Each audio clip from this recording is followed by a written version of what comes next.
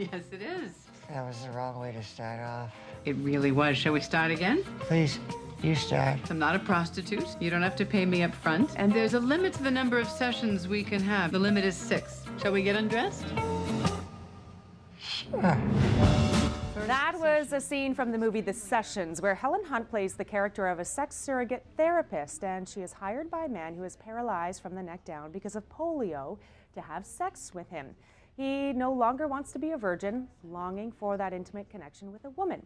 It is a story that is actually reality for a Montreal man who has been paralyzed since birth and receives what he calls moral assistance from women he pays for sexual encounters. That is our topic today on Top Talkers, and my panel joins us to get into this discussion. We have Connie Bernardi from Majic 100, Alison Sandor from CFRA, and Rick Gibbons, also from CFRA. Thanks for joining us.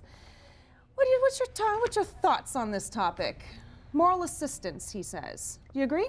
You know what? I'm pretty liberal-minded, so I actually don't see anything wrong with it. But see, I was to back up the truck a bit. I thought prostitution in Canada was legal. It was a solicitation that was legal. Is that am I right? Yeah, that's right. Okay. Yeah. So my stance is still the same. But in this case, he's looking for sex. He wants to have sex. So Rick, is that okay? Should this be an option for someone who is disabled? I don't think they'd charge him if he did. You're right. It's about solicitation. If people were putting ads in papers openly offering this kind of advice, technically that's illegal. If they were strolling the streets offering this kind of advice and they were persistent in doing so. But the private act of having sex, even for money, is not illegal in Canada. So, you know, it's not a huge leap to think that this kind of practice. I think what this gentleman's looking for is the service to be provided openly. Yes. You know, I see it a little like medicinal marijuana. Illegal for a whole bunch of folks, but maybe not for some people, because there's an exceptional case. That's the way I see it. Alison, your thoughts? I agree, and if it's going to be done, though, it's got to be done in a specific way so that other people don't abuse this right. And of course, there's always going to be someone who's going to try to abuse it, but at the same time, I agree with Rick in that for certain people, maybe that's what they need. I mean, it's a sad truth. I saw the statistic, which was only 45% of people would actually want to sleep with someone who was disabled. Well, there are some people who disagree. Sexologist Andre Duprat isn't convinced on this subject. He says it's just a quick fix for folks who are sexually frustrated. It's a simplistic solution, he says. We can do better than that. He says a lasting solution will only come if able-bodied Canadians change their attitudes about disabled people and sexuality. Does he have a point? Well, I mean, to that statistic, 45%, obviously he has a point. But, you know, the interesting part of this story for me is that it puts a very different spin on the traditional story of the world's oldest profession. If prostitution was just about going to a safe, clean environment and to deal with sex trade workers who have been certified and who are regularly checked, I don't think there'd be much opposition in Canada to it. So what he's looking for, this individual is looking for, is a kind of service that really doesn't exist in Canada in that respect. Yeah, he's basing it on European countries that currently offer this service. And there are several European countries, Switzerland, Denmark, the Netherlands, and Germany, actually trained women to become sexual partners for disabled individuals. Is that something we could see in this country?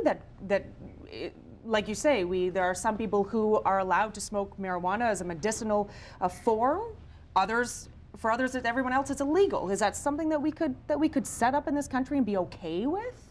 I don't see why not, although I'm not sure I'd want to see it on our medical system as being paid for by government, but sure, why not? In European countries, it's not. No. It is not covered by the medical system, so you're out of pocket. Alison, is that something that you think is a fair way of offering up a service for those that are disabled? I think it's a completely fair way, but at the same time, I think it needs to be not paid for by the government, but it needs to be reined in by the government, and maybe they need to set out guidelines if this is going to happen, how it's going to happen.